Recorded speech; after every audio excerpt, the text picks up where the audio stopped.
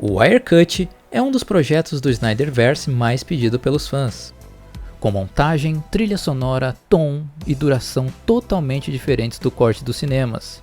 A obra de David Ayer promete ser a redenção do diretor na DC. Tá perdido, Snydete? Pois não fique. O Wirecut é uma parte importante do Snyderverse, e como tudo nesse universo, a casa dele é aqui, no Snyder Cut BR, o maior portal do mundo sobre as obras e universos criados por Zack Snyder. Solta a vinheta.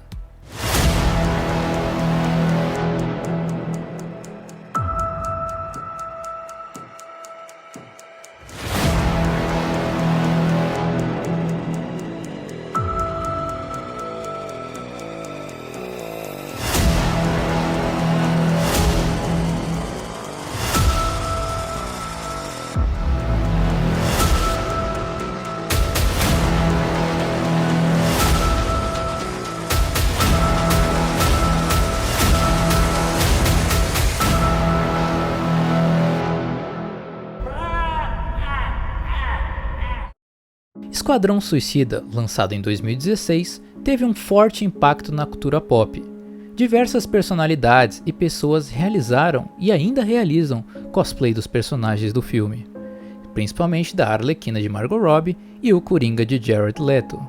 O hype estava acima do normal para o lançamento do longa. Muitos consideravam os melhores trailers do gênero. O sucesso de bilheteria foi notório, em quase 750 milhões de dólares. Entretanto, quando o público foi às salas de cinemas, não encontraram o mesmo filme proposto durante as divulgações.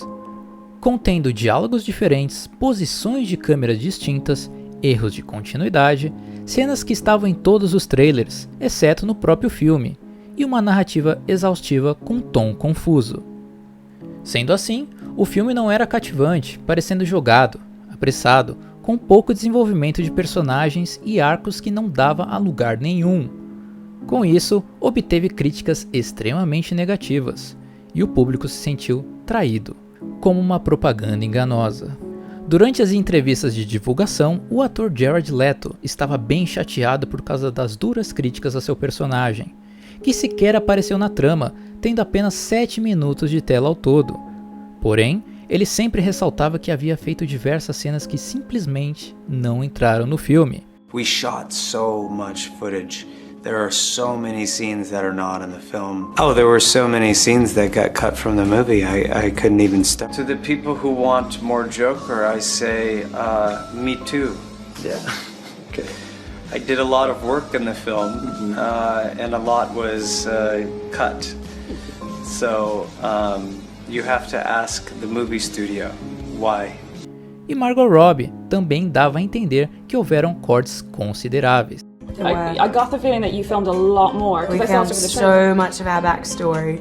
Yeah, there's a lot of... didn't make it in. Yeah, and the backstory stuff though, it's like magic. And some of the stuff we shot was like It was beautiful. Insane. Anos foram passando e o diretor David Ayer, que sempre dizia que o filme do cinema era seu, batendo no peito e sendo profissional com a Warner Bros., mas acabou mudando totalmente seu discurso e iniciou diversas postagens de seu corte original de Esquadrão Suicida. Assim, inicia o movimento Release the Ayer Cut. Desde 2016, já haviam menções ao movimento, mas eram pequenas. Vieram ganhando força ao longo dos anos, durante a tag de Snyder Cut e se tornando gigante com a chegada de Liga da Justiça de Zack Snyder, a ponto de chegar a 625 mil tweets em agosto de 2021, durante o evento de comemoração do lançamento de 5 anos do filme. Além disso, o próprio diretor James Gunn de O Esquadrão Suicida de 2021 sempre apoiou David, e o mesmo apoia Gunn no segundo longa da equipe, além do novo elenco que também estava dando suporte ao Ayer Cut durante o tapete vermelho do filme. I think Warner Brothers should release the Ayer Cut. You know, I think it's in a company's best interest to listen to their audience. And if it's something that's so in demand and they got it, why not? But I'm curious. So yeah, I think I'd like to see that, sure. Yeah, I think they should. Why not? Yeah, why not? I'm sure like it's a win-win for everyone. It's a win-win for him to get his vision out there, and also Warner Brothers makes double the money on the same film. Dizendo que não atrapalha a produção em nada, e todos sairiam ganhando. Kate Yan, diretoras de Aves de Rapina, Ray Fisher, Wendy Carr, Zack Snyder e Ray Porter. No, I haven't talked to David about it, but I'm sure I will. I know him quite well. I've just been swamped and, because of COVID, but, it's on my list of things to talk to him about because, I support any filmmaker who needs to get their version of their movie or their vision sort of seen because I've had, such generous support. So I really would hope that other people get that same stuff. Release the Ayer cut. It's a good idea. Toda a produção envolvida e o próprio elenco de Esquadrão Suicida de 2016 gostariam de ver o verdadeiro filme planejado por David Ayer. Should they release the Ayer cut? Absolutely, why not? Why wouldn't they? I mean, that's what streaming's for, right? Would you want to see it? I would want to see the cut of every movie I've been a part of that I've never seen. Yeah, why not? You always want to see the director's, vision. Did you ever see that cut? No. No. Let me tell you, there's a whole lot that stayed on the floor for Suicide Squad. So I'm into it. I'd love to see it. I love that world. I love what was created in both versions. So I'm absolutely would love to. As principais diferenças do Ayer Cut para o cinema se inicia pelo tom, que foi duramente alterado para se tornar um filme mais leve, com músicas pop, piadas, edição no estilo de um videoclipe e que cada vez mais se aproximava de uma produção da Marvel. Já no longo original do diretor, a tonalidade era mais sombria e se alinhava com a construção de universo feita por Zack Snyder, o que acabou assustando os executivos da Warner, segundo David. A construção do universo compartilhado iniciada por Zack Snyder estava sendo realizada, mas após a divisão de crítica e público em Batman vs Superman e o sucesso de Deadpool, o estúdio resolveu regravar todo o filme, fugindo da visão estabelecida por Ayer e o plano de Zack Snyder.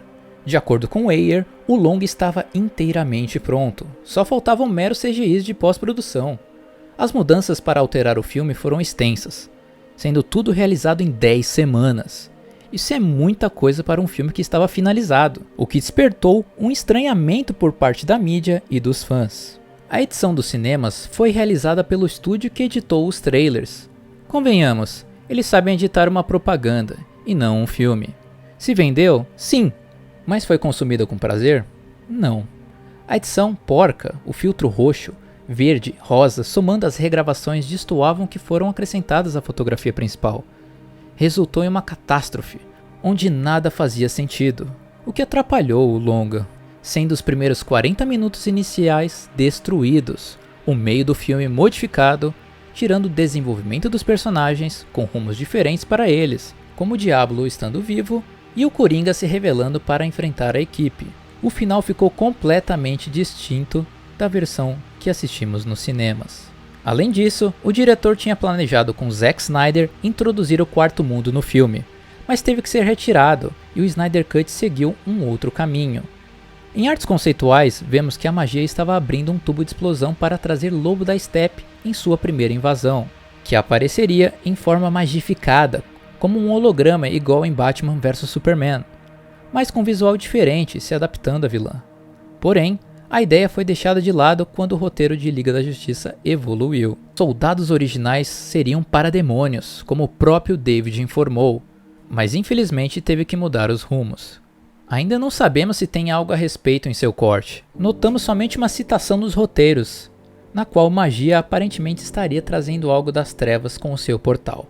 Em resposta a um comentário de um crítico de cinema, via carta aberta, David Ayer informou sobre sua vida e a jornada para virar diretor, além do porquê de nunca desistir de sua visão. Comentou que a edição original era totalmente madura e foi comandada por Lee Smith, de filmes como 1917, Dunkirk, Interstellar, Batman Begins e Batman Cavaleiro das Trevas, e por John Gilroy, que realizou Rogue One, Uma História Star Wars, O Legado Bourne, Salt e entre outros. Já a trilha sonora é totalmente instrumental, feita pelo compositor Steven Price, que ganhou o Oscar por Gravidade e esteve nas produções como Em Ritmo de Fuga, O Retorno de Johnny English e Scott Pilgrim, Contra o Mundo. No entanto, segundo o diretor, não havia nenhuma música pop em seu corte original.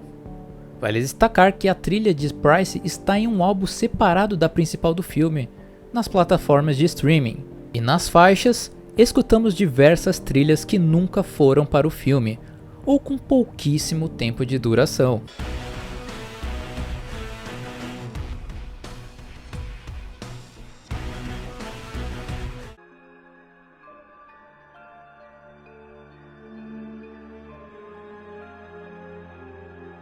No longa de 2016, as diversas músicas pop introduzidas para harmonizar o clima de Esquadrão e torná-lo descolado, para que emulasse Deadpool. Contudo, o corte teatral é tão ruim que nem as músicas pop conseguem salvá-lo. Agora, vamos decifrar por completo o corte de David Ayer. Em cada montagem das cenas que você vai ver a seguir, foi baseada nos roteiros revelados, fotos, vídeos e a novelização feita por Marv Wolfman, que é o que mais se aproxima da visão do diretor. Você vai notar que a diferença é grandiosa e muito mais desenvolvida. Se acomode e vamos nessa. O filme original se inicia com Johnny Moon fazendo sua expedição, juntamente com seu parceiro Manuel, onde Johnny liberta a magia de sua cápsula.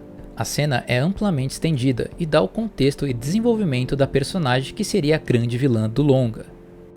Diferentemente do cinema, onde o filme inicia já em Belle Reve, com os membros do esquadrão presos. Basicamente, os vilões são apresentados antes de serem capturados. A cena seguinte já corta para o Arkham, aonde vemos todo um contexto da Doutora Quinzel tratando seu paciente, o Coringa. As tomadas de terapia foram deletadas para tornar o filme mais ágil e leve.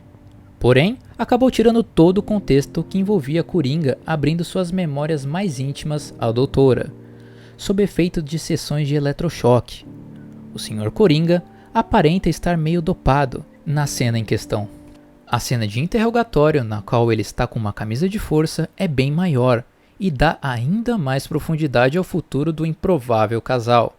Já vemos que Quinzel está se entregando às suas vontades, participando de seus joguinhos e testes, confirmando em uma fala do corte estendido em que os dois se encontram na rodovia. Mais adiante, os capangas do Coringa, que não possuem relevância nenhuma na trama das telonas, começam uma guerra contra os guardas do Asilo Arkham, para libertar o príncipe palhaço do crime, possuindo mais tempo de tela e uma funcionalidade para a narrativa. Já com o Coringa solto, vemos o personagem matando brutalmente os seguranças com um taco de beisebol, talvez o que se tornaria a arma característica da Harley mais tarde. Essa sua personalidade e brutalidade destoa do Coringa que vemos no cinema. Simplesmente aparece em cenas sem fazer absolutamente nada, deixando todo o trabalho para seus capangas. Seu braço direito, Johnny Frost, amarra a Dra. Harley em uma mesa cirúrgica a pedido do Coringa, para que pudesse se vingar da doutora, fazendo-a provar do próprio remédio, as terapias de eletrochoque. A sessão se estenderia por um longo período. Coringa iria colocar um cinto em seus dentes, pois jamais iria desejar que ela quebrasse os dentes, referência aos seus próprios dentes quebrados por Batman. À medida que o Coringa fosse aumentando a voltagem, Harleen diz que aguentava, pedindo por mais, revelando a insanidade que estava dormente na sua personalidade.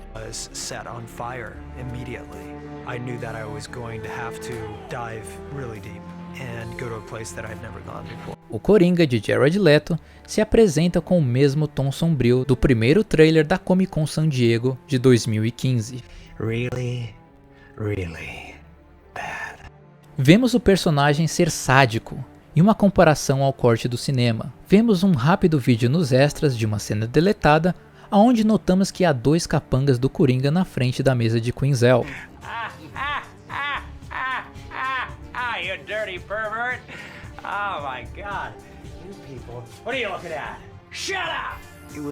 Sendo que um deles segura o seu sobretudo roxo, e vemos o Coringa rindo e dizendo a alguém que não identificamos que é uma pervertida suja, e virando para o paciente do Arkham e dizendo para ele calar a boca. No final, ele fica aliviado ao finalizar a sessão, vestindo seu sobretudo, e Frost aponta sua arma para matar a doutora, mas sendo impedido pelo palhaço, fazendo um gesto de negação. David Ayer informou que a cena, como um todo, foi alterada porque ficou assustadora aos olhos dos executivos. Ele usou de comparativo a construção da cena do trabalho de Christopher Nolan no Cavaleiro das Trevas, e como ele introduz os personagens, especialmente o Coringa, de forma gradativa, aumentando o suspense. Na sequência, chegamos à cena da boate, que sofreu alterações de personalidade entre o rei e a rainha de Gotham City. O criminoso e traficante Monster T vai até a boate para falar com o Coringa, mas a cena é completamente distinta pelas ações e tons se comparada ao cinema. Na novelização, a cena se dá como se fosse um flashback das memórias do Coringa, enquanto ele observa sua parceira se juntar às dançarinas da boate, que estão com máscaras do Batman, e além de Arlequina estar dançando. Coringa e T trocam algumas falas, mas acaba notando que Monster T está interessado em Harley. Então decide chamá-la e diz que ela é um presente para o criminoso e que está farto dela, mas o mesmo a recusa, dizendo que ela era dele. Contudo, o Sr. C pega sua pistola roxa e dourada, faz uma contraproposta ao bandido, dizendo que se não quiser aceitá-la, ele deverá matá-la. Arlequina se aproxima dele, provocando-o com a ideia de ser sua, enquanto o diz para puxar o gatilho, o que o faz entrar em pânico. A tensão fica insuportável para Monster T, que está com medo do que o casal de psicopatas podem fazer com ele ali, com todos olhando à sua volta, sem ninguém para ajudá-lo. Com isso, o Coringa diz a ele que já sabe o que deve ser feito. Assim, o bandido acha que a saída mais fácil é cometer suicídio, puxando o gatilho logo abaixo de seu pescoço. Harley grita BOOM! E o Coringa diz que ele era um cara esperto e que tinha muito cérebro, já que seus miolos estavam no chão. Nisso o casal começa a rir loucamente. Arlequina vai beijá-lo, mas vemos o Coringa que estamos familiarizados, sendo tóxico com ela, punindo-a com desaprovação. Ele a pega pelo braço à força e os dois saem do local. O casal maníaco se dirige ao carro violeta do príncipe palhaço do crime. A Arlequina diz para o Coringa que ele está parecendo um velho dirigindo, provocando cada vez mais e fazendo pisar mais ainda no acelerador, passando entre os carros, na contramão, por cima da calçada, quase atropelando civis, e nisso ele ri constantemente, demonstrando que não liga se morressem. Queen está triste, pois seu pudinzinho parece ainda estar extremamente irritado com o que aconteceu na boate. E realmente está, pois esse incidente já se repetiu por causa dela infinitas vezes, sempre tendo que matar homens de sua confiança por causa inteiramente dela. Numa cidade onde confiança e lealdade é o mais valioso de se ter. A discussão permanece, a relação dos dois que conhecemos está sendo construída, um relacionamento complexo e doentio. Nisso Coringa olha pelo retrovisor e avista o Batmóvel. Correndo, eles sentem que algo pesado tinha atingido o teto do carro. Era o Batman, que tentava furar o teto. Arlequina pega a pistola do Coringa e começa a atirar nele, dizendo que ele estragou a noite dela. Coringa avista um rio e acaba jogando seu próprio carro nele. Batman mergulha, mas quando chega próximo do carro, só avista Harley Quinn, que está inconsciente, deitada no capô do carro.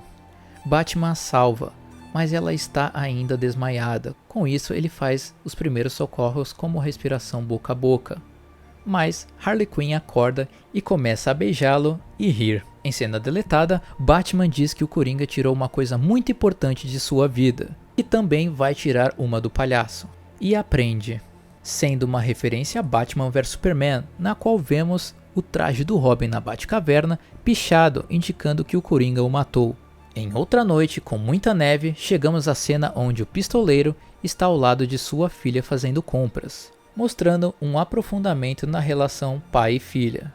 Contudo, o Batman de Ben Affleck aparece nas sombras. Floyd Lawton, o pistoleiro, diz a Batman que eles precisam brigar ali juntamente com sua filha naquele momento. Vemos o Batman mantendo o mesmo tom Provavelmente a cena se passa antes de Batman vs Superman, na qual vemos o Batman mais raivoso e diz ao pistoleiro para dar uma boa olhada para sua filha, porque ela terá cabelos grisalhos quando a vê-la novamente, e assim o prendendo.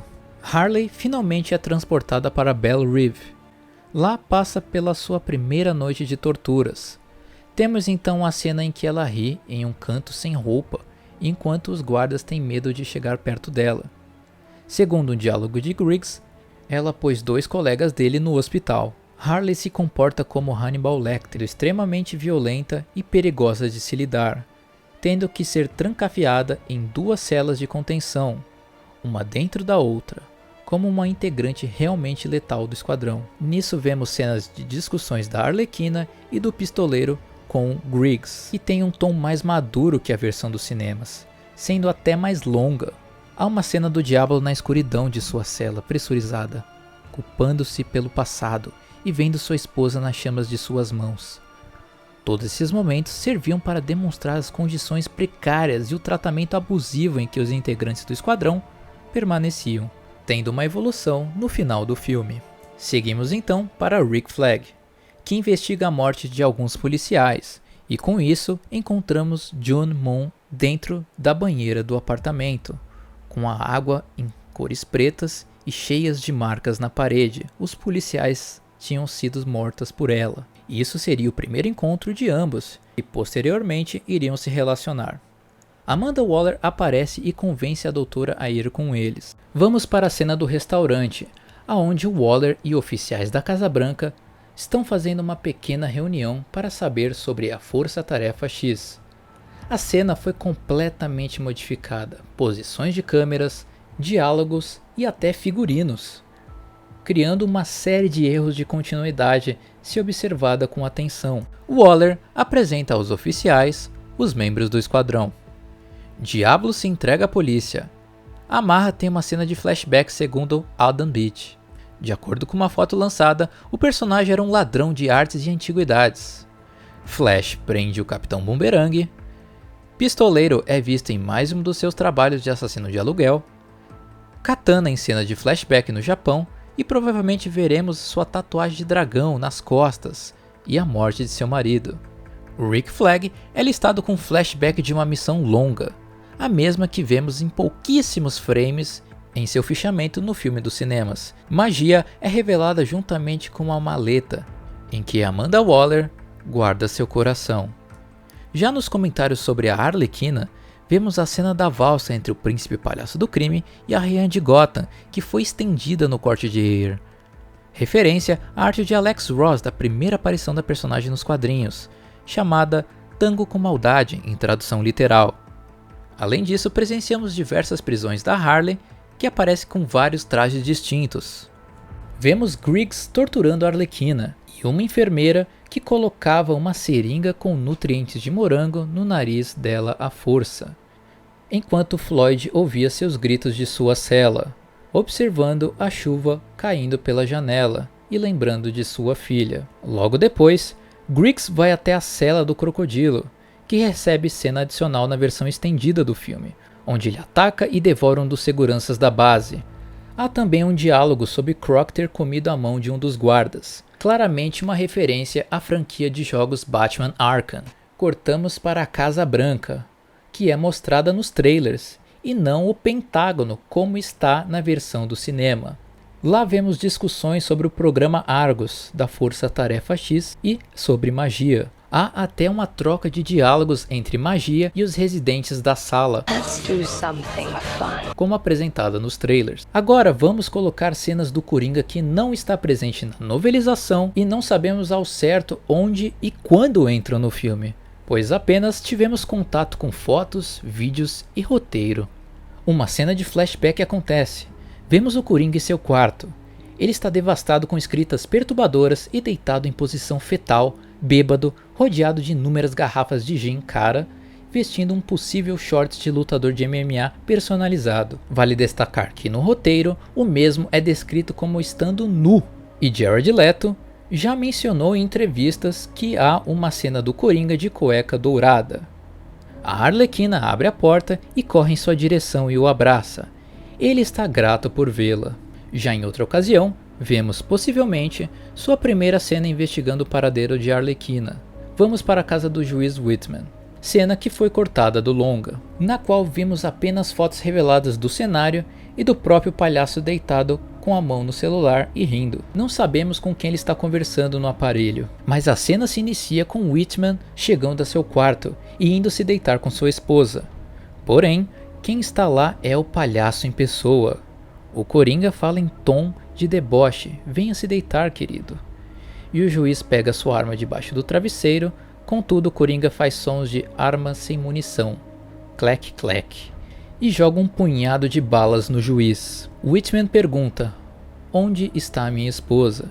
Mas o Coringa diz que essa também seria sua pergunta, e começa a dar gargalhadas. É possível que tenha um pouco mais da cena que ainda não foi revelada, como a própria do celular. Retomando a trama, somos apresentados a toda a região de pântano em Louisiana, onde ficava a prisão isolada de Belle Reve.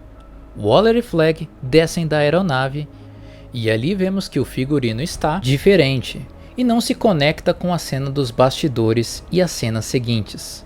Amanda Waller explora a base e há mais interações dela com Diablo e Arlequina, além do teste do pistoleiro com as armas, e Rick falando com o crocodilo em sua cela. Nos deslocamos para o Coringa, que está completamente deitado dentro do seu círculo de facas, bêbado e louco, fazendo um paralelo com a cena do flashback. Diferente da versão dos cinemas, em que parece que está apenas triste, o palhaço não achava que sentiria falta de Harley. Então, vemos o Coringa indo e vindo com relação aos seus sentimentos sobre ela. Mas no final, sua real saudade era exercer controle sobre ela, e sua facilidade de se render a ele. O Coringa está em estado deplorável, cogitando até mesmo suicídio, colocando a sua arma roxa e dourada debaixo de seu queixo. Na versão original, veremos um amplo espectro do estado mental do palhaço, assim como nos quadrinhos. Ao fundo do quarto, em uma poltrona, há um corpo de uma mulher morta e um manequim vestindo a roupa clássica da personagem. O príncipe palhaço do crime a contratou para ser sua Arlequina e preencher o seu vazio, mas obviamente ela não era a Harley que ele desejava, assim como na série animada do Batman, aonde surgiu a Arlequina pela primeira vez. Em um episódio da série, o Coringa contrata várias meninas para se vestir de Arlequina, pois Harley estava presa, mas nenhuma das pretendentes chegava aos pés de quem era a Arlequina de verdade. Voltando à cena, o Coringa a mata e a deixa estirada na poltrona. Frost entra na sala e olha para a mulher morta em cima do sofá e diz que ela foi cara e difícil de conseguir. Coringa retruca dizendo que não se importa. Johnny conta ao Coringa que tem uma pista sobre onde ela está, mas todo mundo estava sumindo. O capanga tem medo do Sr. Coringa, mas percebe que não vai matá-lo. Entramos em um desenvolvimento completamente removido do filme, que é o romance de John Moon e Rick Flag, tirando toda a química do casal. A relação vai se solidificando aos poucos, como uma construção normal de narrativa. Temos então outras cenas de flashback, onde Diablo queima tudo e a todos. Ao se sentir culpado por aquilo, o personagem é mais aprofundado. Há ainda uma conversa entre Waller e Flag. O coronel vai até a sala de registros em Belle Reve, e June vai a seu encontro e a beija.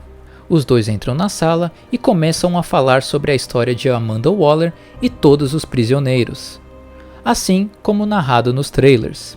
Waller entra na sala e faz uma piada que os dois deveriam usar proteção para não terem um anticristo. June sai da sala envergonhada. Assim, Amanda Waller e Flag começam a conversar, o mesmo trecho que foi usado na versão dos cinemas antes de cortar para as facas do Coringa. O Capitão Griggs, em seu final de semana de descanso, vai até um cassino que era frequentado por guardas de Belle Reve, mulheres bonitas e criminosos. Assim vemos o personagem ser mais desenvolvido e ter um propósito na trama. Depois somos levados até a cena do interrogatório, a intimidação do Coringa. Vemos o príncipe palhaço do crime como um verdadeiro gangster. A proposta feita para Jared está sendo conduzida, como Scarface. O Sr. Coringa o faz de escravo em poucos segundos, e vemos uma tortura psicológica com Griggs, onde ele coloca o homem sob seu poder. O famoso take onde coloca sua bengala no pescoço do capitão e diz "não vejo a hora de mostrar meus brinquedos", e a fala "nós vamos se divertir muito", está na cena. A cena é maior e não se resume a apenas uma simples frase como "vamos ser amigos". Chegamos à cena onde John Moon invoca a magia enquanto dormia e faz com que o Rick Flag tenha pesadelos da arqueóloga morta. Com isso, vai até a casa de Amanda Waller e entra em seu escritório secreto para pegar o seu coração dentro da maleta. Cortamos para Jared David, um empresário de Midway City que estava voltando do trabalho para ver sua família, mas não havia um carro para levá-lo, e por isso decidiu ir de metrô. Contudo, quando entra no banheiro da estação, magia o usa para ressuscitar seu irmão em seu corpo.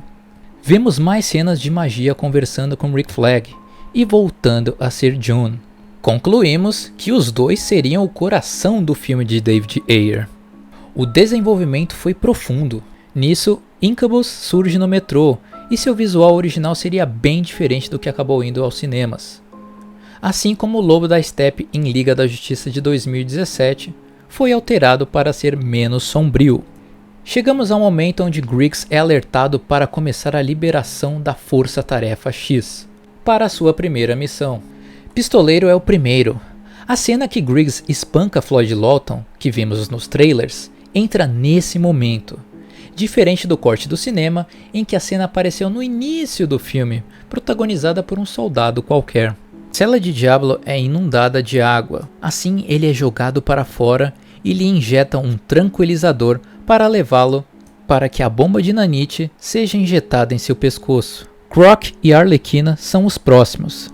A Arlequina ataca um dos guardas com um arranjo de escova de dentes e navalha que tirou de sua boca e escondeu em seu cabelo, como em um show de mágica. Queen se recorda de alguns guardas que estão ali, que trabalharam com ela no asilo Arkham. Antes de ir ao helicóptero que estava à espera do esquadrão de vilões, aplica uma injeção dos laboratórios Van Chris, que contém uma bomba em seus pescoços. Vemos Crocodilo sendo agressivo e tentando morder a mão de um dos médicos.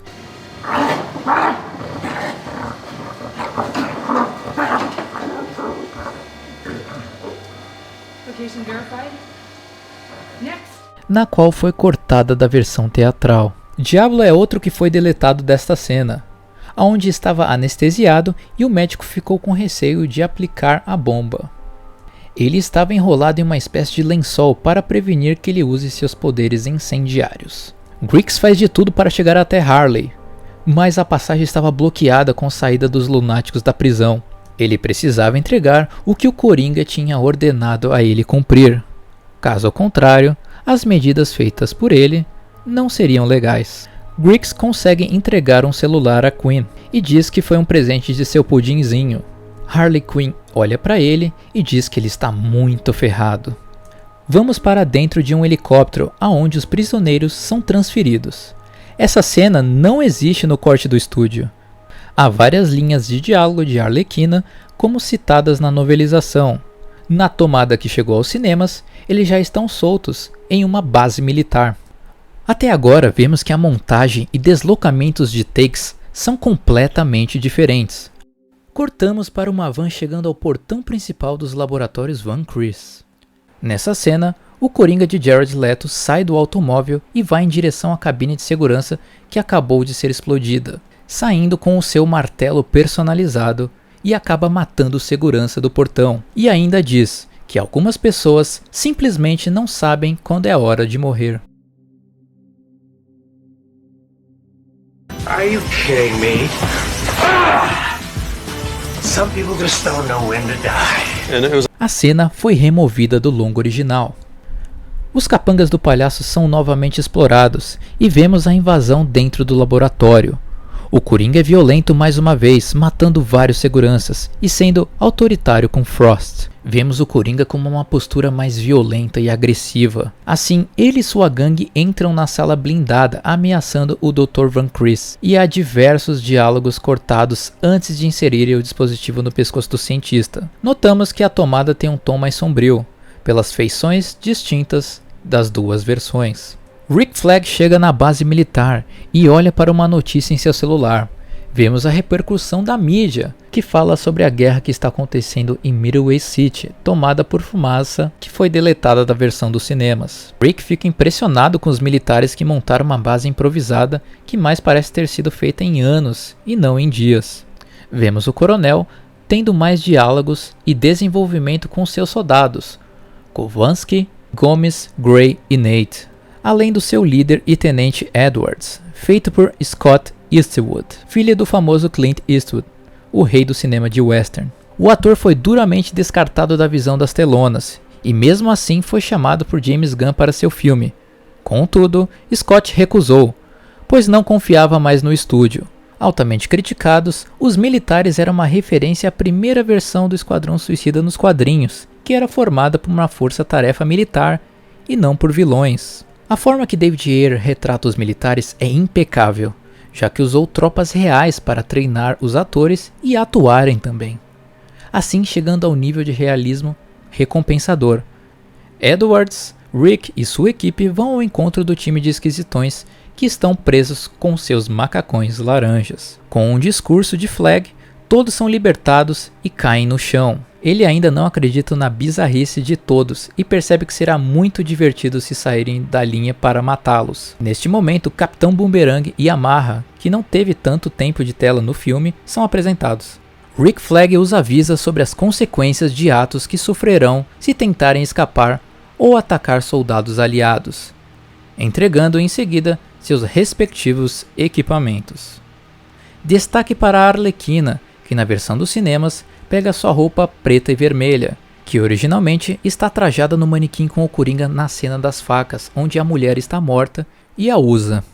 Na cena original do filme, ela puxa um corpete vermelho e azul, que remete aos quadrinhos dos Novos 52. Na mesma cena, nos extras da versão estendida, a vemos tirar do seu caixote uma tesoura, onde ela começa a cortar o próprio cabelo, na qual estava comprido, tamanho cuidado da produção aos detalhes. Com mais falas, o squad embarca novamente em um helicóptero para cumprir a missão de resgate que Amanda Waller os indicou. Nessa sequência, há mais desenvolvimento de diálogos entre Rick Flag e os próprios membros do esquadrão. Katana é apresentada ao time como uma pessoa que não é de muita conversa e irá proteger a equipe dos vilões e lutar na guerra, que aparentemente era terrorista. Com o helicóptero indo até a cidade, a Arlequina envia mensagem para seu pudinzinho, ao invés dele enviar, como foi na versão teatral. O Coringa responde que irá buscá-la, dando um sorriso. O pistoleiro percebe o ato. A Arlequina pisca para ele, ao invés de fazer um sinal de silêncio. Somos apresentados aos olhares cheios de química do personagem de Will Smith para Harley.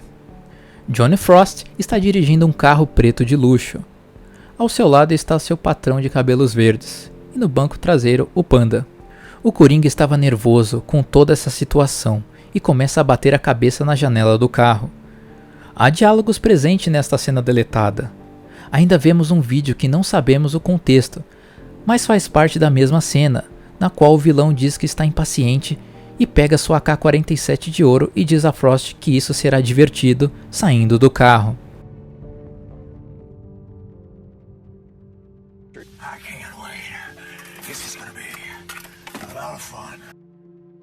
O helicóptero cai em Midway City e começa a jornada a pé. Há vários diálogos entre a equipe dentro do helicóptero. Nisso vemos o helicóptero sendo atacado e ele cai em Midway City e começa a jornada a pé. Neste ato é nítido que vários elementos de cenário foram modificados dos trailers para a versão final. A equipe vai até o local que Amanda Waller havia mandado e no percurso vemos várias atividades no caminho. Discussões, conversas, planos contra a Flag, interações com os soldados, alívios cômicos e luta contra os soldados magificados. Novamente, mais diálogos e desenvolvimento são vistos e cenas com mudança de tom. Por exemplo, Harley tem um debate com Katana que fica nervosa por ela não estar andando rápido. Harley Quinn a enfrenta e começa a fazer uma psicanálise para Katana. Arlequina conta suas atividades com seu pudinzinho sobre ser paga para realizar tais funções e pergunta a Katana quanto ela recebe de Waller para ajudar Rick Flag. Queen fala que nunca recebeu nada e pergunta sobre a possibilidade dela ser sua serva. Katana puxa sua espada, a palhaça começa a rir e corre para alcançar o resto do time. Linhas de diálogos que não estão na versão de 2016. Um diálogo entre Pistoleiro e Crocodilo, na qual Croc diz que tem uma lista para Lawton executar quando voltarem para Gotham. O assassino de aluguel diz que a taxa dele é alta. O mafioso com pele reptiliana fala que ele já matou um homem importante, cortando seu coração e enviando para o cliente. Lawton diz que não fala sobre seus negócios, mas Crocodilo diz que ele era o cliente e sabe muito bem o quanto ele custava.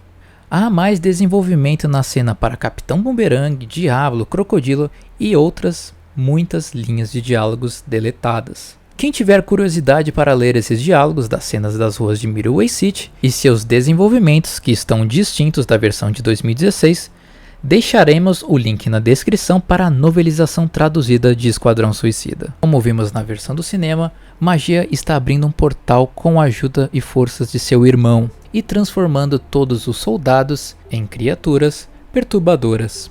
Amanda Waller está muito presente, analisando toda a situação e passos de magia, diretamente do edifício federal. Waller tem vontade de acionar o detonador para matá-los, mas no fundo estava gostando que, mesmo sendo estranhos, começaram a seguir suas ordens. O tema base do filme é controle e poder, e como isso corrompe uma pessoa. A Arlequina observa uma moto, e temos o seu primeiro flashback. Ela está perseguindo o carro do Coringa, com uma moto, e para no meio de uma rodovia, cena que vemos apenas na versão estendida. Entretanto, essa ainda não é a versão feita pelo diretor, pois a mesma sofre com a edição desconexa feita no corte teatral. Cena original, temos o Coringa pedindo para ela atirar nele, mas Quinzel não consegue. O palhaço toma a arma de sua mão e dá um tapa na cara da doutora, que a faz cair no chão, como vemos nas cenas de bastidores. Ele a manda embora e volta ao seu carro, porém, doutora Quinzel não sai do caminho. Assim ela se levanta, entra no carro com ele, dando diálogos sobre querer saber como ele se transformou e o que ele é. Isso mostra mais uma vez que a versão do Coringa de Jared Leto não é romântico, como vimos na versão dos cinemas, refeitas por Jeff Jones. A cena do esquadrão subindo no prédio é estendida, com mais diálogos e batalhas, assim como a do escritório com a equipe unida. David Ayer diz que o jogo de câmera é propositalmente sincronizado, para que o fundo de cena esteja alinhado com a batalha de outro personagem.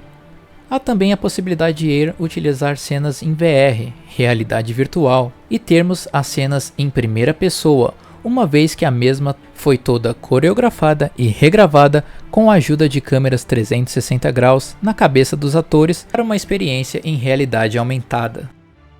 I'm David Ayer, the director of Suicide Squad, and that was a scene from the movie.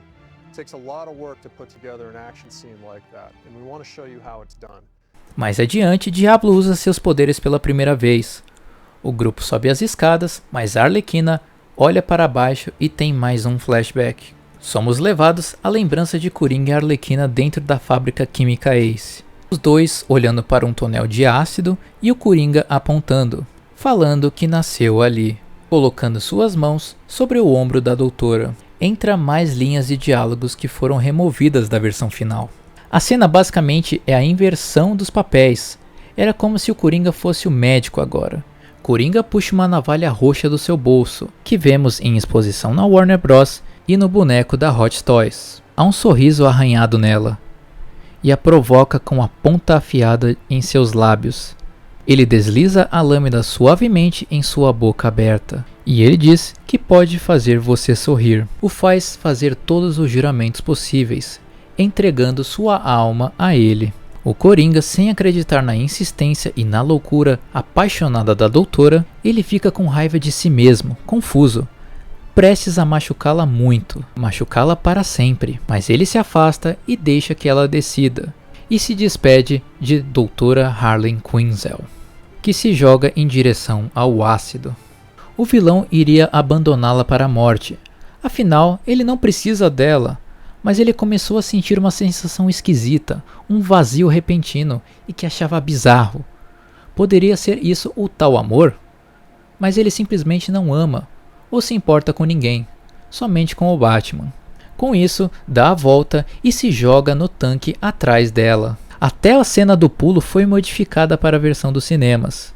Quando o Coringa salva a Arlequina, vemos que o tanque estava borbulhando, mas na versão de 2016, isso não está presente. Houve um pequeno diálogo antes de rolar seu primeiro beijo com a doutora, mas ele a vê e diz que ela está completamente diferente. Não é Quinzel, mas ela olha em seus olhos e diz: eu sou sua Harley Quinn, e você é meu pudinzinho. Coringa a beija e ambos começam a rir loucamente, como um casal insano. Notamos nas costas do Coringa que tem uma tatuagem de dragão, referência ao quadrinho Grandes Astros Batman e Robin, feito por Jim Lee e Frank Miller. Notamos que a cena tem inúmeros erros de continuidade e que não tiveram o devido cuidado ao tratamento para esconder isso durante as regravações. Vemos a manga da camisa usada por Coringa, que está por ora desabotoada e ora abotoada para dentro do paletó, durante o take. A Arlequina então abre seus olhos e aponta sua arma para o pistoleiro, perguntando se ele já se apaixonou. E ele responde que nunca. Ela não mata a mesma quantidade de pessoas que ele e dorme ainda com um gatinho sem sentir amor ou empatia. A Arlequina se aproxima de pistoleiro e coloca a mão em seu peito, ficando nariz com nariz, e diz: como você chama isso? Há mais um flerte entre os personagens na cena e o próprio David Ayer confirmou que eles começam seu romance nesse momento e a beija em seguida. Todos sobem o mais rápido possível, porque escutam explosões. Há uma porta misteriosa que ninguém consegue arrombar, mas Flag diz para não fazerem nada, pois há explosivos por toda parte, e digita uma senha que faz abri-la. Assim vemos o local onde Amanda Waller estava observando tudo. Pistoleiro e Harley sobem ofegantes dos amassos que acabaram de dar na escadaria. Vemos diálogos entre Waller e Flag. Waller diz que está de olho em sua namorada e na própria entidade magia. Explica seus poderes a Flag, que observou tudo com um drone. Porém, Flag não quer relacionar sua vida pessoal com a Força Tarefa X. Ele olhou para um dos monitores e viu diversos carros empilhados como se fosse uma barreira, a fim de evitar que invadissem seu local onde estava o raio azul disparado para o céu. Pistoleiro entra na conversa de Waller e Flag, descobrindo a insanidade e o quão maléfica é a líder da Força Tarefa X. Ela começa a apagar todos os arquivos ligados ao projeto Argus e diz que não tem mais planos e, se tudo piorar, vai explodir a cidade. Amanda mata os técnicos que estavam ajudando na sala de observação. Ambos saem do local e o grupo a vê, ficando todos nervosos. Amanda Waller arma o detonador em seu celular. Rick diz que a missão foi concluída e todos vão retornar para casa. Isso só demonstra que a intenção de Waller nunca foi parar magia, e sim ter um momento para investigá-la, enquanto a mesma destruía a cidade e o mundo. Suas intenções com o esquadrão eram de que eles a levassem em segurança para o resgate. A equipe vai até o telhado, onde encontram a equipe de militares. Estão esperando o helicóptero para retornar. Enquanto isso, eles identificam que alguém havia roubado um transporte aéreo. Assim, o helicóptero vai se virando e revelando que o Coringa está dentro do helicóptero. Dr. Van Chris está a bordo do helicóptero, tentando desativar a bomba no pescoço de Harley Quinn. Mas precisava chegar mais perto. O príncipe palhaço do crime estava se divertindo, ao mesmo tempo que estava estressado, gritando para o piloto ir mais perto. Contudo, o doutor fala se desativar dela, todos os demais entram no modo contra falhas. Coringa pergunta onde se levaria. Chris diz que todos vão morrer.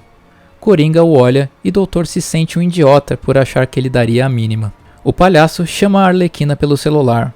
Ela olha para o pistoleiro, que estava olhando para o seu pescoço piscando em verde, e pergunta se ela tem um chupão, devido à cena na escadaria. Coringa não para de dar risadas. Várias cenas deletadas que vimos nos trailers não está nessa cena. Coringa vai até a porta da aeronave e lança uma corda para ela se agarrar e subir. A vilã consegue escapar sem morrer pelo detonador.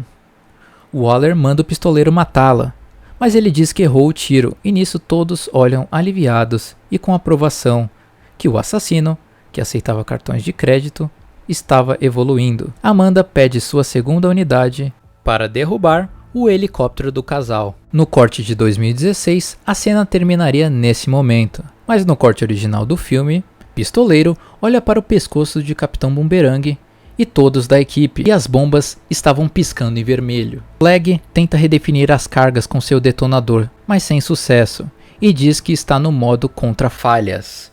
Amanda Waller e Flag se afastam do grupo, que questionam o que está acontecendo. Amanda diz que em 5 minutos era melhor que todos dissessem suas últimas palavras. Assim, Floyd Lawton se ajoelha e abaixa a cabeça, como se fizesse uma prece. Cortamos para a Arlequina subindo na corda. E diferente da versão do estúdio, que resolveu colocar o casal problemático em uma relação fofa e romântica, David Ayer estava disposto a retratar o príncipe palhaço do crime nas telonas como ele realmente é nas HQs.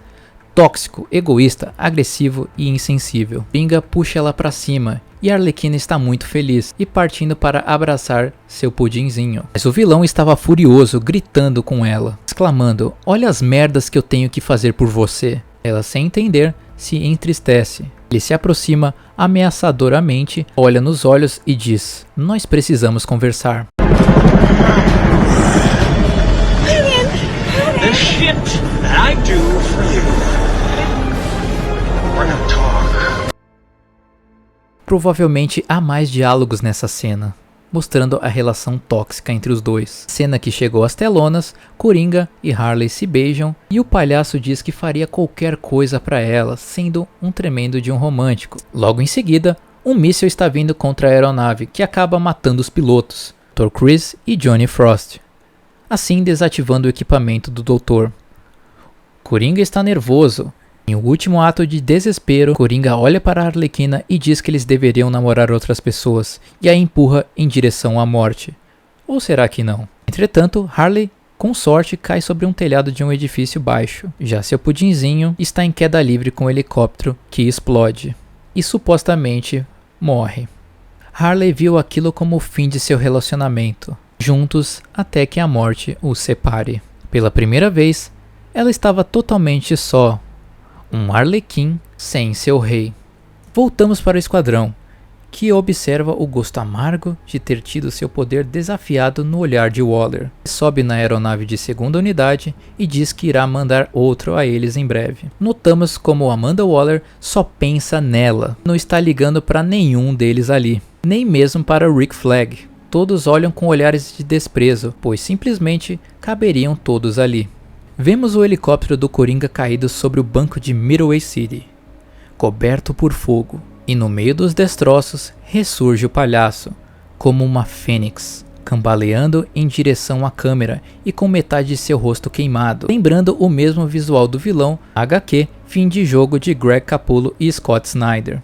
Ele para na beira do prédio e exclama: "Como eu adoro o cheiro de dinheiro queimado na madrugada."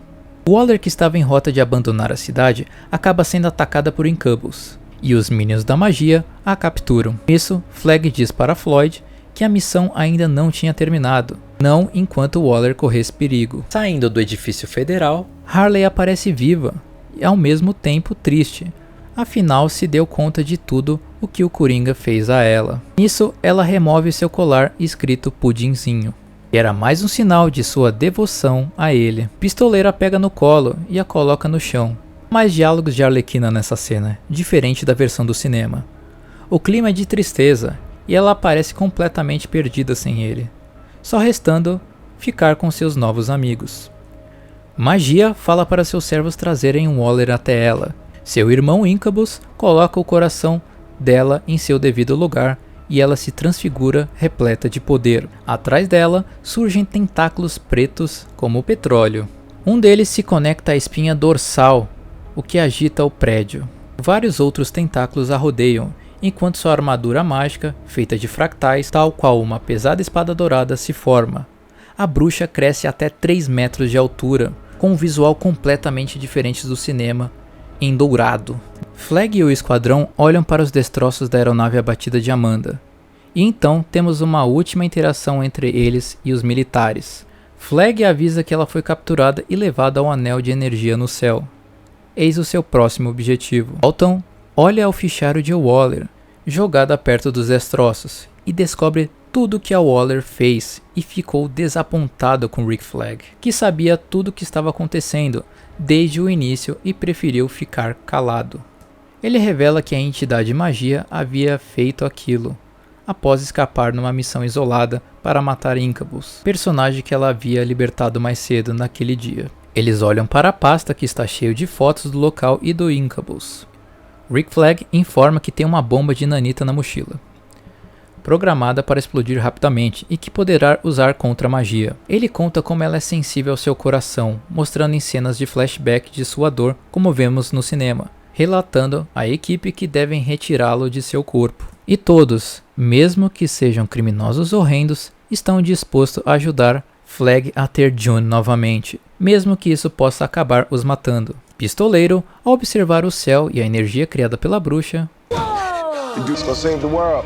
olha para todos e diz que precisa de uma bebida antes de encarar o que vem pela frente. Com isso, chegamos à cena do bar, onde somos apresentados ao lado emocional particular de cada membro do Esquadrão Suicida, principalmente ao mais impactante, o Diablo, que está ali porque não conseguiu controlar sua maldição e acabou matando sua família. Assim, Rick revela ao pistoleiro que estava esse tempo todo com as cartas de sua filha. Vemos toda a interação de rixas entre Flag e Lawton cessarem. A estação ferroviária onde se localizava o ritual da magia estava tomada por barricadas de carros, igual vemos na cena dos monitores de Waller. Essa cena em específico vemos em uma arte conceitual, mas foi deletada. Havia um navio petroleiro na pilhagem. Pistoleiro, com seus olhos precisos, o identifica. Rick Flag diz a Boomer para acertar com um dos seus bumerangues explosivos na lateral da embarcação.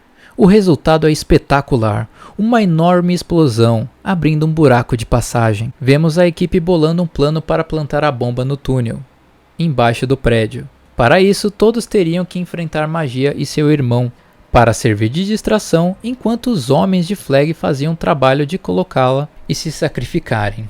Todos do pelotão, inclusive Flag, se reúnem e se abraçam, em tom de despedida, algo que não está presente no corte dos cinemas. Os soldados, mais uma vez, ganham destaque na trama, e Crocodilo diz que irá com eles, porque vive no subsolo e conhece tudo muito bem. Todos estão se preparando, notamos a diferença da cena regravada nitidamente, como o Capitão Boomerang, vemos que o visual dele está bem diferente. Katana faz seu ritual e conversa com as almas presas em sua espada, incluindo seu esposo, e brincam que agora seria a hora para o papinho motivacional, o que teria sido um alívio cômico. Os militares mergulham junto com Croc, mas acabam se deparando com soldados de magia.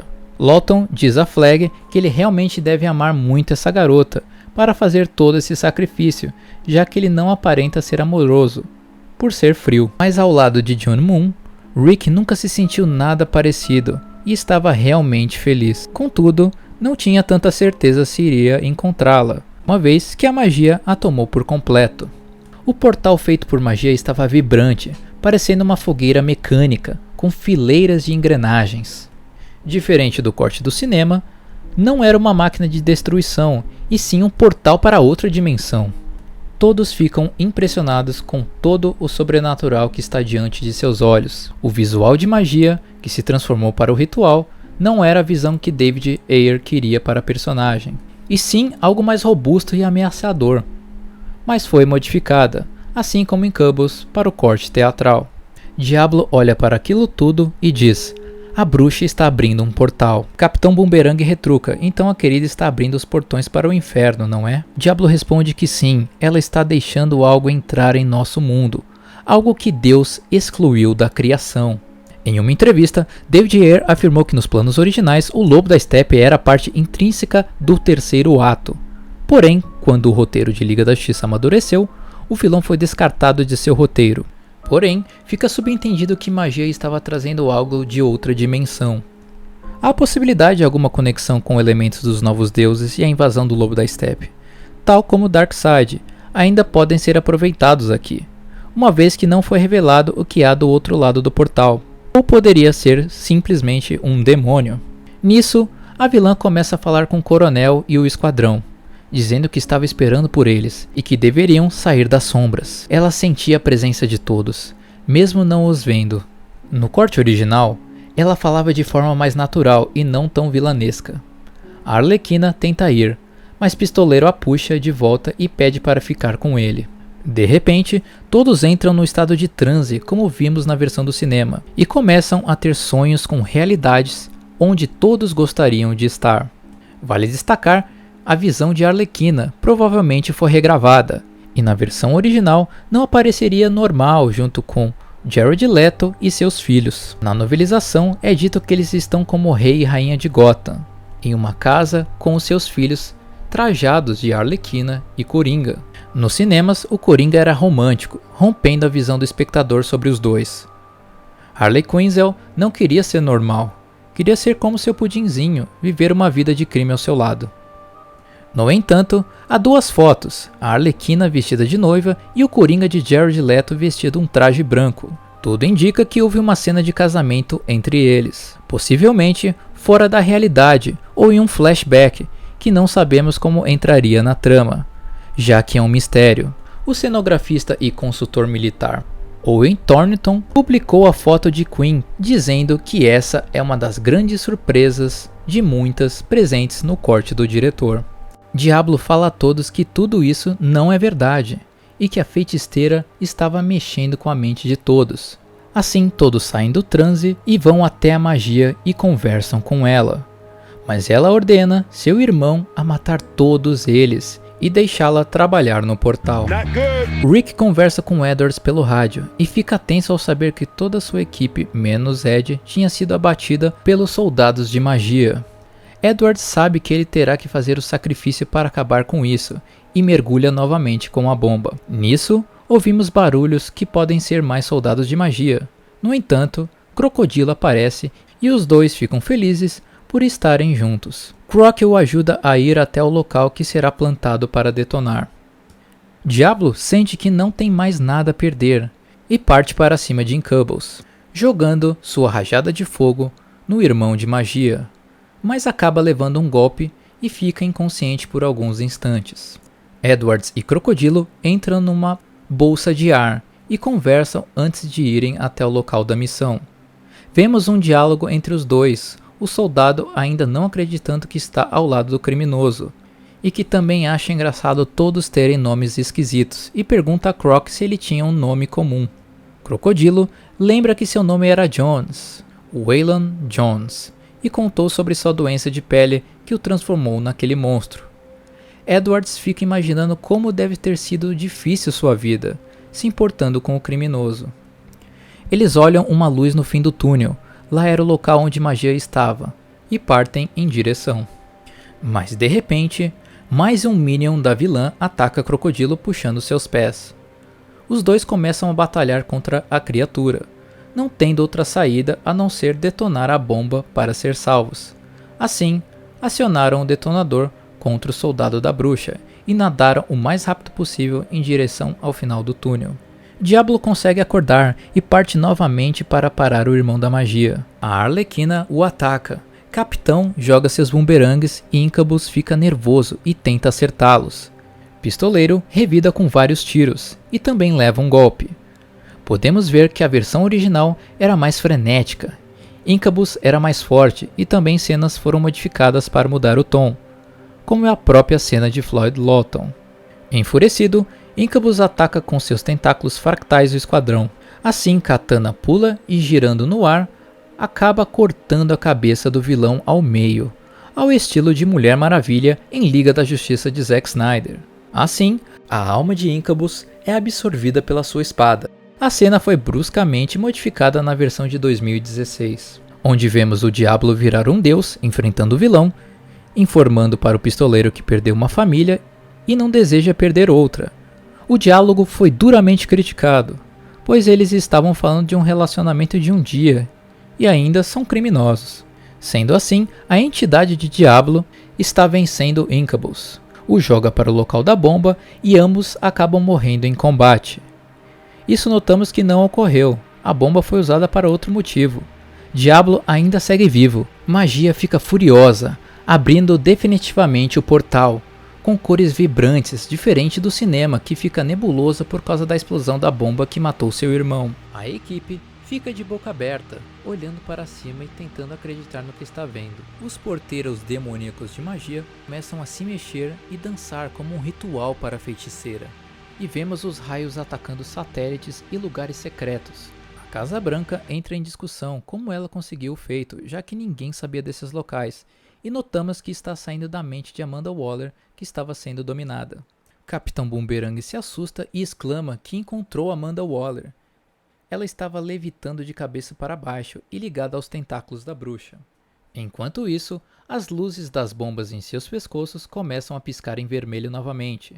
Todos entram em pânico e ficam parados se perguntando o que está acontecendo. Até que, das sombras, ao lado de magia, surge o Coringa, segurando o detonador de Amanda Waller em sua mão. Coringa exclama ao esquadrão: "Mais um passo e vocês morrem." E diz que eles trocaram de lado, era para sermos nós contra eles, e não nós contra nós. A Arlequina, surpresa, pergunta: "Pudinzinho?" Rick Flag responde que ele não é real. Coringa retruca: "Eu sou a coisa mais real aqui, eu sou a verdade falante e ambulante.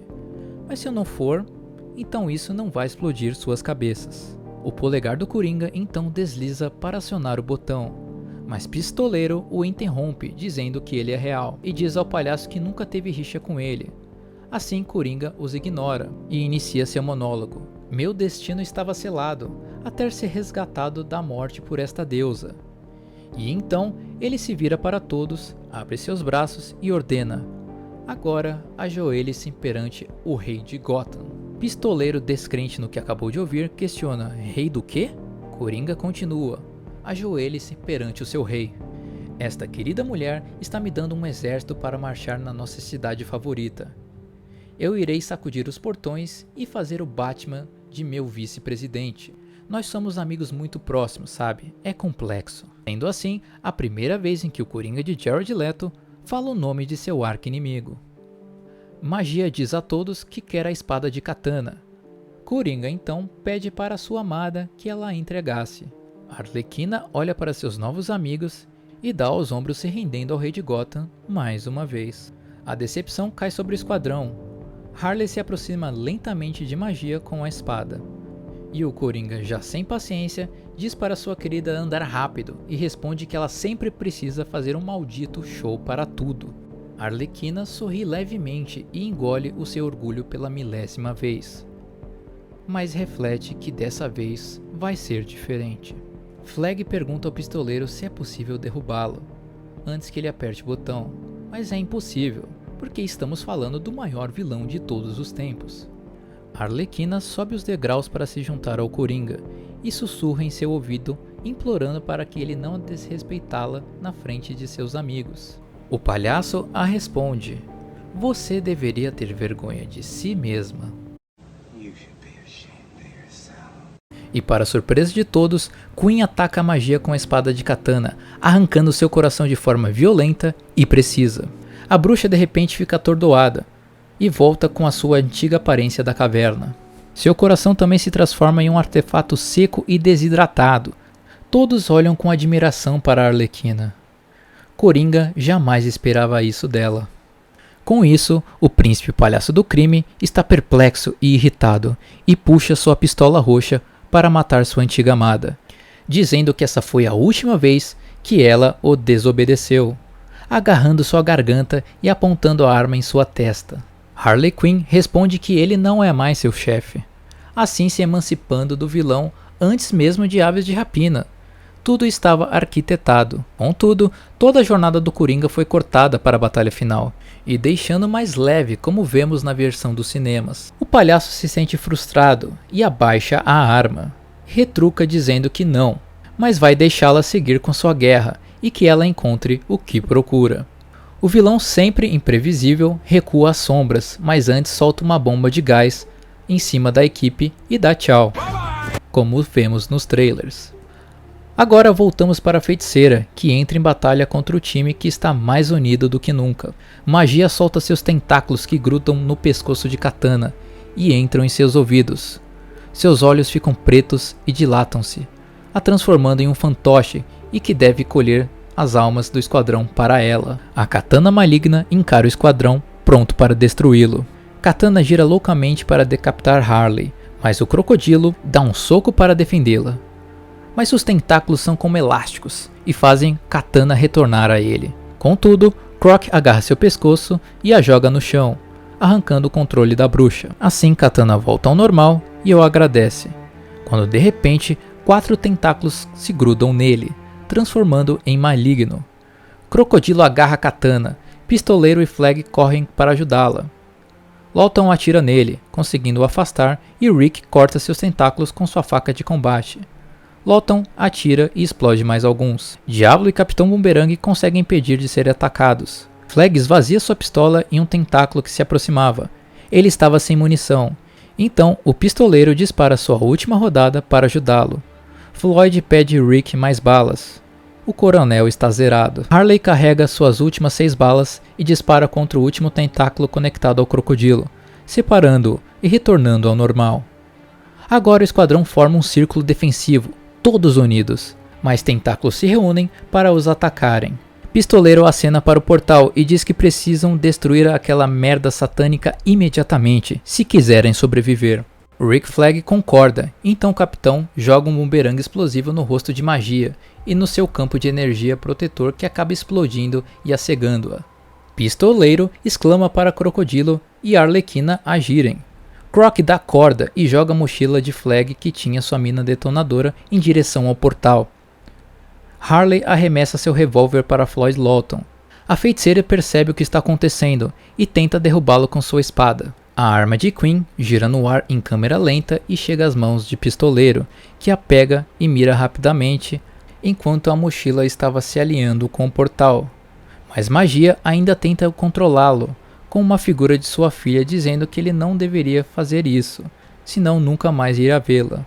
Mas o Pistoleiro acaba se concentrando como sempre fez para cumprir suas missões e dispara, explodindo assim o portal. Flag fica feliz e abraça Lawton, que ainda estava sem acreditar que ele havia conseguido acabar com a guerra, assim o agradecendo. Magia estava sem forças e ainda viva. Katana está pronto para matá-la, mas Rick Flag a impede. A Arlequina questiona o porquê ele está fazendo isso, pois essa era a melhor oportunidade. Rick pede o coração da feiticeira, que ainda estava com a palhaça. Nisso, Johnny Moon começa a falar por alguns instantes e pede para ele acabar com tudo. Magia retorna e diz para entregar o coração a ela, e o desejo de todos seria realizado. Com isso, Flag o esmaga, e a bruxa começa a sentir dor se contorcendo e olha para o coronel e diz uma palavra, magia, e cai morta. Todos estavam tristes por não ter conseguido salvar Johnny Moon, e inclusive Diablo, que não morreu. O coronel vira de costas e começa a andar. Nisso Lawton diz para ele se virar. June estava viva e saindo de dentro do corpo descascado de magia. A palavra que a bruxa disse a Flag foi na verdade Johnny Moon, que havia conseguido responder no último segundo, retomando a sua forma humana. O casal se abraça novamente, emocionados, e ela diz que a magia se foi. Todos estão felizes que Johnny voltou. Nisso, a Arlequina olha para o Pistoleiro e diz para ele se preparar. Ele a questiona o que, mas ela sorri e planta em seus lábios um beijo. Crocodilo emerge dos destroços com Amanda Waller por cima dos seus ombros. Amanda ordena que ele o coloque no chão. Ela não suporta a ideia, mas esse esquadrão de criminosos conseguiu desfazer uma ameaça global sem sua coordenação. Waller pergunta, acabou? Flag olha para todos e diz que sim. Todos eles trocam olhares, antes desconhecidos, agora unidos. Eles escaparam das garras do inferno, juntos. Amanda Waller olha para essa nova equipe improvável e a Arlequina olha para ela e diz, de nada. Pistoleiro pergunta, não ganhamos nada fora disso? Depois de tudo isso? Amanda responde que eles diminuíram suas sentenças em 10 anos. E pergunta o que eles desejam a mais, que ela iria providenciar. Se olharmos o final da batalha, notamos a diferença discrepante da versão dos cinemas. No Wirecut, a batalha é épica, sincronizada, unida e com vários plot twists, como o próprio Coringa. Após isso, Pistoleiro se reencontra com a sua filha, o que era seu desejo. Crocodilo ganha sua TV a cabo, Capitão Boomerang segue nervoso, implorando para ser solto, e temos uma cena deletada, na qual aparece Louco e faz uma sujeira gigantesca em sua cela tomada por papel higiênico. Diablo agora tem uma cela normal e um santuário com fotos de sua família. Senta-se em sua cama e começa a meditar. Parece estar mais calmo do que nunca. E essa cena também foi removida, uma vez que ele morreu lutando contra Incubus na versão de 2016. Cortamos para a Arlequina, que está fazendo café em sua máquina de espresso, e senta para ler seu livro, quando de repente as luzes se apagam e os alarmes disparam com um som de tiros por todo lado. Por fim, a parede é explodida, entrando no pátio vários bandidos, vestidos com uniformes da SWAT e com máscaras de gás. Um deles se aproxima da gaiola de Harley, com um rugido nervoso. Abre sua jaula e entra. A Arlequina olha seus pés, que estão descalços, reagindo, por já imaginar quem poderia ser. Sim, era o Coringa. Ele a empurra de volta contra as grades e aponta uma arma para seu rosto, abrindo um sorriso. Diferente da versão realizada pelo estúdio, onde aparentemente o vilão havia morrido na queda do helicóptero, não participando da batalha final. Voltava num plot twist, vivo, e buscava a Queen de forma romântica, e falando que eles vão para casa. Há erros de continuidade visíveis na versão dos cinemas. Podemos comparar a maquiagem no rosto de Jared Leto, que está diferente, com um tom pálido, condizente com o filme, e outra com um clown branco, e sua tatuagem com a letra J deslocada em 2 takes diferentes. A cena pós-créditos seria um pouco maior do que vemos nas telonas. Amanda Waller está conversando com Bruce Wayne sobre o ocorrido em Midway City e pedindo que ela a proteja. Wayne diz que sim, mas que ela entregue os papéis que ele pediu. Vemos os arquivos dos Meta-Humanos, onde vemos o Aquaman de Jason Momoa, Flash de Ezra Miller e magia, já fazendo uma conexão com a Liga da Justiça de Zack Snyder. Bruce Wayne levanta e pede a Waller para desligar a Força-Tarefa X. Se não fosse assim, não conseguiria ajudá-la. Nisso, vemos uma parte da cena deletada. Todos os celulares de Amanda Waller explodem com a notícia sobre o ataque do Coringa em Belle Reve. Ela fica furiosa com isso, dando um gancho para uma sequência, ou vingança contra o vilão, ficando meio que claro que o acordo de Bruce Wayne será desfeito. E assim, termina o corte de Esquadrão Suicida, dirigido por David Ayer.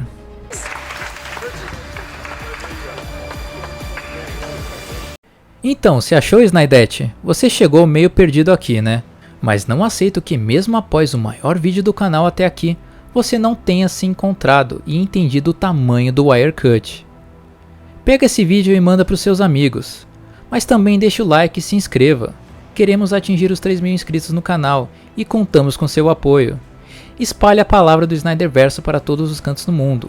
Lembrando, #ReleaseTheAyerCut. Valeu e abraços!